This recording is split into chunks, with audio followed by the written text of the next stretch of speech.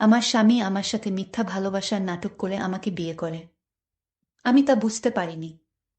তারপর বিদেশি 4 জন লোকের হাতে আমাকে তুলে দিল। বিদেশি 4 জন লোক আমাকে তাদের দেশে নিয়ে গেল। তারপর বিদেশি 4 জন লোক আমার সাথে। বাকিটা গল্পতেই বলছি। আমার বিয়ের রাতে আমার বর একটা তাবিজ গিফট দিল। আমি অবাক হয়ে বললাম, এটা কি? আমার বর রাজীব খানিকটা লজ্জা পেয়েই বলল, তাবিজ। সেটা তো বুঝতেই পারছি, কিন্তু এটা কেন? সময় আসুক, বুঝবা। আমার ভীষণ রাগ লাগলো। বান্ধবীদের কাছে এত এত গল্প শুনেছি বিয়ের রাতে তাদের বর হীরার আংটি, রূপার নেকলেস, এসব কিছু উপহার দেয়। আর আমি কিনা পেয়েছি তাবিজ। তাও খুব দামি কোনো তাবিজ না, সস্তা টিনের কালো সুতা পরানো তাবিজ। সুতাটাও ছোট। ওটা গলায় দেয়া যাবে না, হাতে বাঁধতে হবে। রাগে সে রাতে আমার ঘুম আসলো না। রাজীব খানিকক্ষণ মিষ্টি মিষ্টি কথা বলে আমার ঘুম ভাঙাতে চেষ্টা করল, কিন্তু আমি তার কথা না শুনে ঘুমিয়ে পড়লাম। কারণ আমার নিজের ভিতর রহস্য লাগছিল যে আমার স্বামী আমাকে কেন তাবিজ উপহার দিল, তার উদ্দেশ্যটা কি। আর আমার উঠল রাগ। নিজের উপর, নিজের কপালের উপর। কেন যে এই ছেলেটার প্রেমে পড়তে গেলাম? কেন যে বাবা মার অমতে একে বিয়ে করতে গেলাম? আমার বাবা মা বিয়েতে অমত করলেও বিয়ের অনুষ্ঠানে উপস্থিত ছিলেন। কন্যাদানের ব্যাপার স্যাপার সব সুন্দর মতোই সমাধান করেছেন।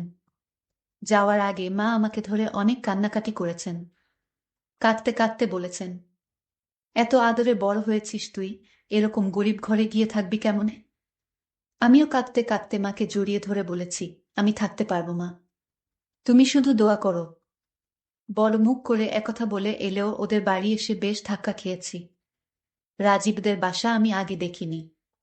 বাসাটা মোটামুটি বড়, কিন্তু আগের আমলের। রাজীবের দাদার যখন কিছু টাকা পয়সা ছিল, তখন তিনি জমি কিনে বাসাটি করেন। কিন্তু বাসাটা করার পরপরই তাদের অবস্থা পড়ে যায়।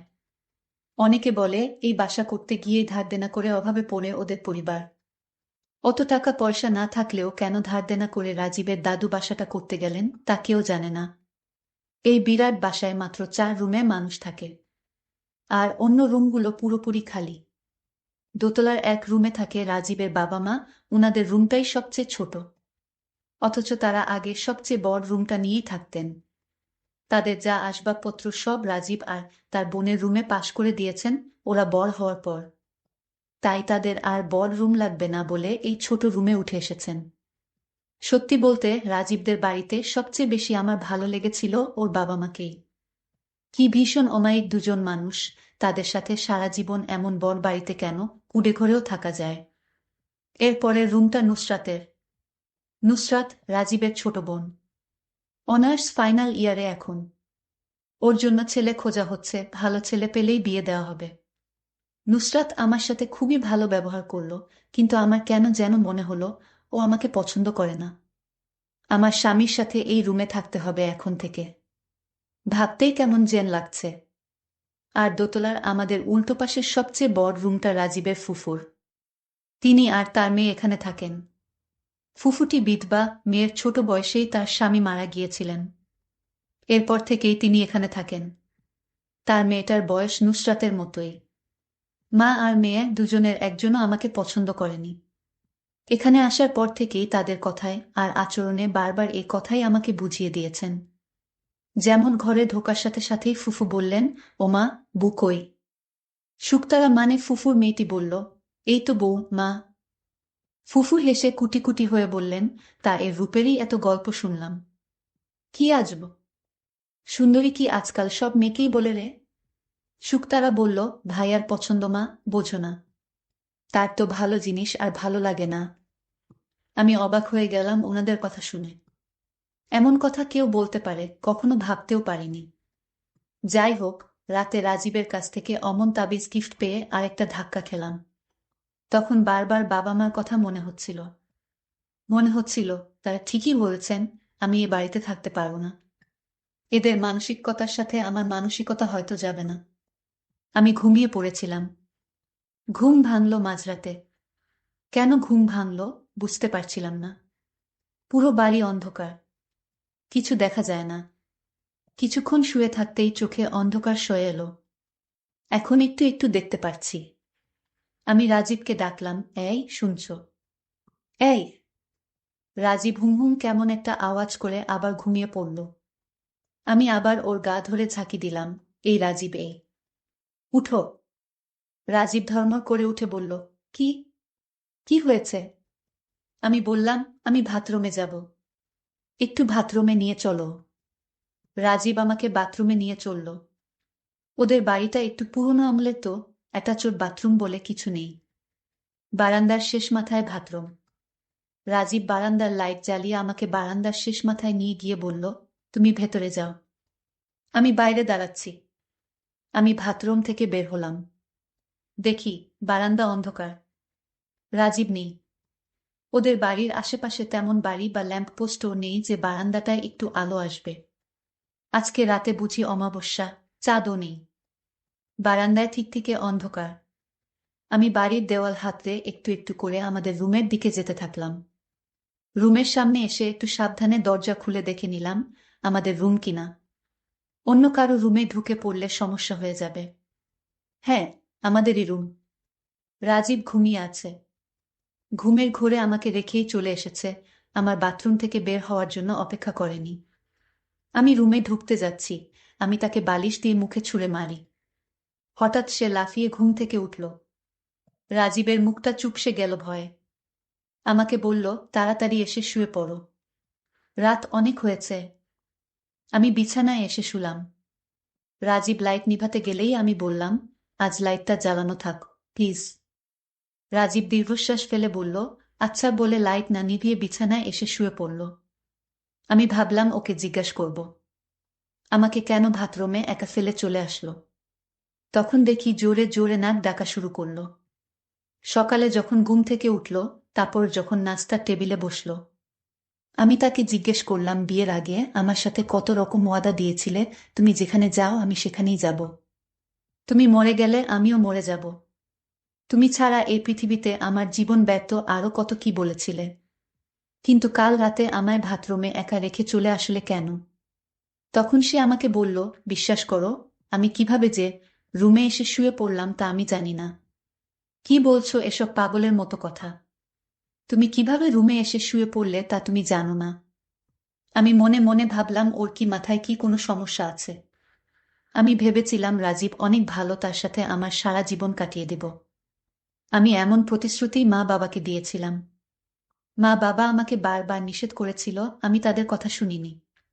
মা বাবার কথা না শুনলে নাকি ভালো অমঙ্গল হয়। আমারও কি তাই হতে চলেছে? রাজীব আগের মতো নেই। বিয়ের আগে যে রাজীব আমার পাশে থাকবে এরকম প্রতিশ্রুতি দিয়েছিল সেই রাজীব আমাকে একটা তাবিজ উপহার দিল, ভাবতেই আমার লজ্জা লাগছে। যাই হোক, স্বামীর সম্পত্তি বা সে আমারে কি উপহার দিবে তা নিয়ে আমি ভাবি না, কিন্তু তাবিজ দিল, এটা আমি কিছুতেই মানতে পারি না। কিছুদিন পর আমি কিছুই মনে রাখতে পারি না। রাজীব আমাকে যে তাবিজ দিয়েছে, সেই তাবিজ যার হাতে থাকবে তাকে যা বলবে সেই কাজ করবে, এবং কিছুক্ষণ পর সেটা আবার ভুলে যাবে। এই বিষয়টা আমি শেষে জানতে পারি। কিন্তু আমি যেদিন থেকে আমার হাতে তাবিজ বাঁধা ছিল সেদিন থেকে আমার সাথে কি হচ্ছে, আমি কি করছি, তা আমি কিছুতেই মনে রাখতে পারছি না।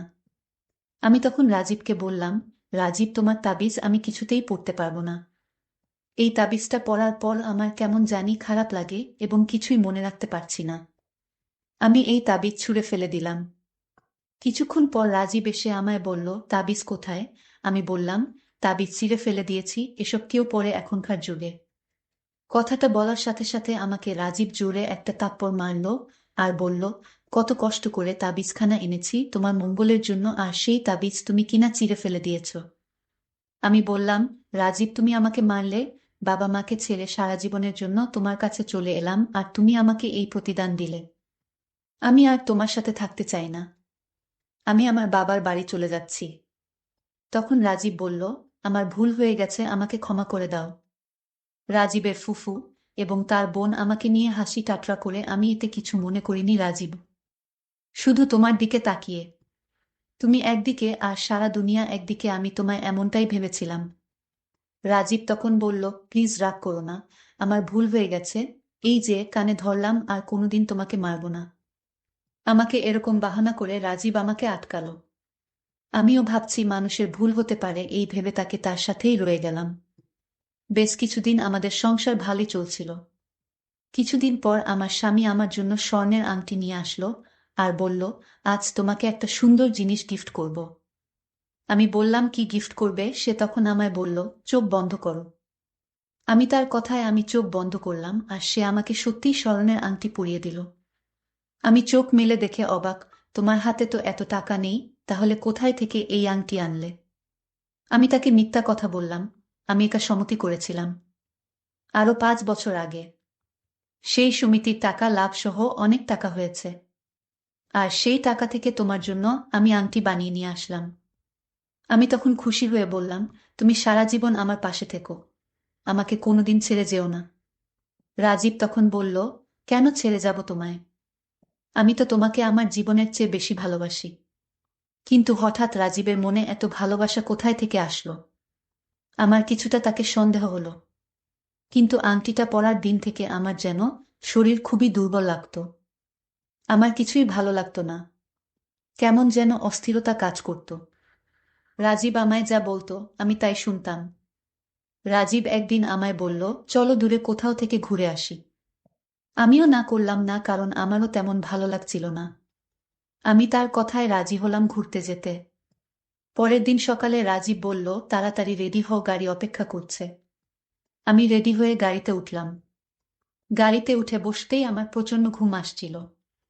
এত ঘুম আসছিল কিছুতেই চোখ মেলে তাকাতে পারতেছি না।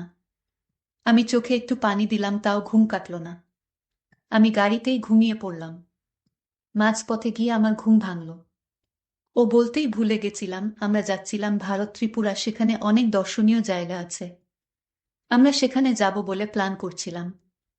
তার মাঝপথে যেতেই আমার ঘুম ভেঙে গেল। আমি চোখ মেলে তাকালাম এবং আমি কিছুটা ঝাপসা দেখলাম। আমি রাজীবকে জিজ্ঞেস করলাম, রাজীব, আমি ঝাপসা দেখছি কেন? আমার কি হয়েছে? আমি কিছুই বুঝতেছি না। রাজীব আমায় সাহস দিয়ে বলল, এ কিছু না, ঘুমিয়েছিলে তো তাই এরকম ঝাপসা। দেখছো, একটু পর সব ঠিক হয়ে যাবে। আমি তার কথায় কিছুটা সন্দেহর আভাস পেলাম, কিন্তু রাজীবের প্রতি আমার অনেক বিশ্বাস ছিল। তাই সে আমার সাথে কি করতে যাচ্ছিল সেই উদ্দেশ্যটা আমি কিছুতেই বুঝতে পারছি না। আমার সাথে কিছু একটা হতে যাচ্ছে, আমার এরকম মনে হলো। আমরা ত্রিপুরা গিয়ে পৌঁছলাম। গাড়ি থেকে নেমে একটা হোটেলে উঠলাম। রাজীব আমার জন্য খাবার আনতে গেল। আমাকে অবশ্যই বলেছিল, চলো একসাথে গিয়ে রাতের খাবারটা খেয়ে আসি। আমি বলেছিলাম, না রাজীব, আমি খুব টায়ার্ড, আমি কিছু খাবো না। তারপরও রাজীব বলল, রাতে কিছু না খেয়ে ঘুমান, শরীরের অনেক ক্ষতি হবে। আমাকে এভাবে নানা রকম ভাবে বুঝালো। আমাকে হোটেলে রেখে সে খাবার আনতে গেল। আমি হঠাৎ লক্ষ্য করলাম রাজীব ফোনে কার সাথে যেন আলাপ করছে।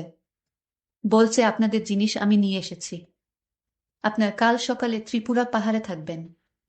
আমি এই কথা শোনার পর আমি ভাবলাম, রাজীব তো কিছু নিয়ে আসেনি, তাহলে কি জিনিসের কথা বলল? আমার মনে এক অদ্ভুত ভয় কাজ করছিল। যেই কথাটা কিছুক্ষণ আগে শুনলাম সেই কথাটা পরক্ষণেই ভুলে গেলাম। আমি বুঝতে পারলাম না আমাকে নিয়ে বিদেশি লোকদের সাথে কথা চলেছে, কারণ আমার সাথে যা ঘটছে তা আমি কিছুক্ষণ পরেই ভুলে যাই। এটার কারণ তো আমি খুঁজে পাচ্ছি না। আমার মনে মনে সন্দেহ হতে লাগলো।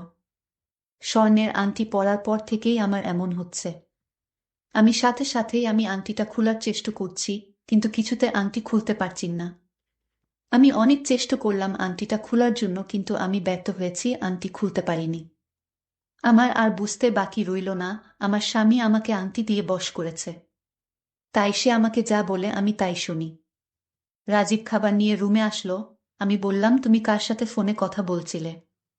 রাজীব বলল, আমার বাল্যকালের বন্ধুর সাথে কথা বলছি। তা তোমার বন্ধুকে কি জিনিস দিবা?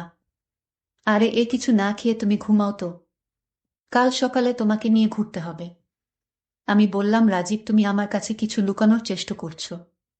সে আমার কোনো কথার উত্তর না দিয়ে ঘুমিয়ে পড়ল। আমি মনে মনে ভাবলাম, মিথ্যা ভালোবাসার নামে সে আমাকে কোথাও বিক্রি করে দিতে চাইছে।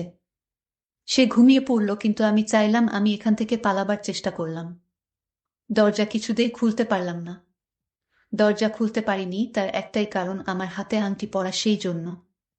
এই আংটির ভিতরে অবশ্যই কিছু মন্ত্র পড়া আছে। আমাকে আংটি পরিয়ে আটকিয়ে রেখেছে। সকাল হলো, আমাকে নিয়ে রওনা হলো ত্রিপুরা। আমি রাজীবকে বললাম, রাজীব, আমার কিছুই ভালো লাগছে না, তুমি আমায় একটু হেল্প করবা? সে বলল, কি বলো? আমি বলেছিলাম আমার হাতের আংটিটা খুলে দাও। সে সাথে সাথে বলল, এই আংটি টাকা দিয়ে কিনে এনেছি, কি না পড়ে থাকার জন্য। আমি অনেক রিকোয়েস্ট করলাম আংটিটা হাত থেকে খুলে দিতে। যদি আংটিটা হাত থেকে খুলে দিত তাহলে হয়তো আমি এখান থেকে পালিয়ে যেতে পারতাম। কিন্তু এই আংটি দিয়ে আমাকে তার জালে বন্দি করে রেখেছে। যা করতে হয় রাজীবকে বলে করতে হয়। রাজীব এমন হবে আমি ভাবতেও পারিনি। তারপর আমরা ত্রিপুরা গিয়ে পৌঁছলাম এবং সেখান গাড়ি থেকে নামলাম। তখন দূর থেকে 4 জন বিদেশি লোক আমাদের দিকে আসতে লাগল। কাছে এসে রাজীবকে জিজ্ঞেস করল কোথায় সে। আমাকে লক্ষ্য করে বলল, আমার পাশে দাঁড়িয়ে আছে আমার স্ত্রী। 4 জন লোক রাজীবকে এক সুইটকেস টাকা হাতে তুলে দিল। আমি শুধু তাকিয়ে দেখছিলাম, কিছুই বলতে পারিনি। তখন 4 জন লোক আমাকে তাদের গাড়িতে তুলে নিয়ে চলে যেতে লাগলো। রাজীব আমাকে টাকা দিল। আমি তাদেরকে জিজ্ঞেস করলাম আমাকে কোথায় নিয়ে যাচ্ছেন। তারা বলল, চুপ থাক, কথা বলবি না, সব জানতে পারবি। 4 জন বিদেশি লোক আমাকে বিমানে উঠালো। আমি শুধু তাকিয়ে দেখছিলাম। আমাকে নিয়ে গেল নাইজেরিয়া দেশে। আমি তাদেরকে বললাম, আমাকে এখানে আনলেন কেন? আমি আপনাদের তো কোনো ক্ষতি করিনি। আমি কান্না করে বললাম, প্লিজ আমাকে নিজের দেশে দিয়ে আসুন। তখন 4 জনের মধ্যে একজন লোক আমাকে বলল, আজ থেকে এটাই তোর দেশ, তুই এখানেই থাকবি এবং আমাদের 4 জনের সেবাযত্ন করবি। আজ থেকে এটাই তোর চাকরি। আমাদের কথার অবাধ্য হলে ভালো হবে না। আমি ভয় পেয়ে বললাম, ঠিক আছে, আমি আপনাদের কথা শুনব। তারপর রাত হলো, আমার কিছুতেই ঘুম আসছে না। তখন 4 জনের মধ্যে একটি লোক 12 ইঞ্চি একটা ছোট ল্যাপটপ আমার সামনে এনে দিল এবং ল্যাপে একটা ভিডিও ছেড়ে দিল। ভিডিওটি দেখার সাথে সাথে আমি হাউমাউ শব্দ করে কান্না করতে শুরু করি। আমি অজ্ঞান হয়ে পড়ি। আমার যখন জ্ঞান ফিরল তখন আমার উঠতে কষ্ট হচ্ছিল। আমার শরীরের কোনো শক্তি পাচ্ছিলাম না। আমি বুঝতে পেরেছিলাম আমার সাথে কি হয়েছিল। কিন্তু আমার মনে একটাই প্রশ্ন, আমার স্বামী আমার সাথে এমন প্রতারণা কেন করল? আমি 4 জনের একজনের কাছে অনুরোধ করছিলাম যে কিসের জন্য আমার স্বামী আপনাদের হাতে আমায় তুলে দিল, এতে তার কি লাভ, এটা জানার জন্য। তখন তাদের মধ্যে থেকে একটি লোক আমাকে একটি চিঠি দিয়ে বলল, তোর স্বামী আমাদেরকে এই চিঠিটা দিয়েছিল। আমি চিঠিটা খুলে যা দেখলাম তা দেখে আমার মনে হলো আকাশ ভেঙে আমার মাথায় পড়ল। আমি চিঠিটা পড়লাম, তাতে লেখা ছিল, প্রিয় নিশি, আমি জানি তুমি ভালো নেই, কারণ তুমি যেখানে আছো সেখানে ভালো থাকার কথা না। আমি তোমার সাথে প্রেমের নাটক করেছি। ভালোবাসার নাটক করার উদ্দেশ্য ছিল আমি তোমাকে ওদের হাতে তুলে দেওয়া, কারণ আমি তোমাকে সত্যিকারে ভালোবাসিনি। আমি জানি এই কথাগুলো শুনে তোমার খুব কষ্ট হবে, কিন্তু এছাড়া আমার কোনো উপায় ছিল না। আজ থেকে 5 বছর আগে আমার বোন তোমার বড় ভাই রাকিবকে খুব ভালোবাসত, কিন্তু তোমার ভাই মিথ্যা ভালোবাসার নামে আমার বোনকে ধোঁকা দিয়েছে। আমার নিষ্পাপ বোনটি পৃথিবী ছেড়ে চলে গেল পারে। কেন তোমার ভাই এমনটা করলো বলতে পারো? আমি জানি তোমার কাছে কোনো উত্তর নেই, আর তাই আমার বোনের প্রতিশোধ নিতে তোমার সাথে আমি ভালোবাসার অভিনয় করি। আমি তোমার সাথে অভিনয়টা করতাম না, কিন্তু আমার বোনের আত্মা স্বপ্নে আমাকে এসে বলতো, ভাইয়া তুই প্রতিশোধ নে। আমি আমার বোনের আত্মার শান্তির জন্যই এই অভিনয় করেছি। এতে যদি আমার ভুল হয় তাহলে আমাকে ক্ষমা করে দিও। প্রিয় বন্ধুরা, আমি তোমাদের জন্য প্রতিদিন কষ্ট করে ভিডিও তৈরি করি। যদি আমার ভিডিওগুলো ভালো লাগে তাহলে আমার চ্যানেলটি সাবস্ক্রাইব করে পাশে থাকবেন। ধন্যবাদ।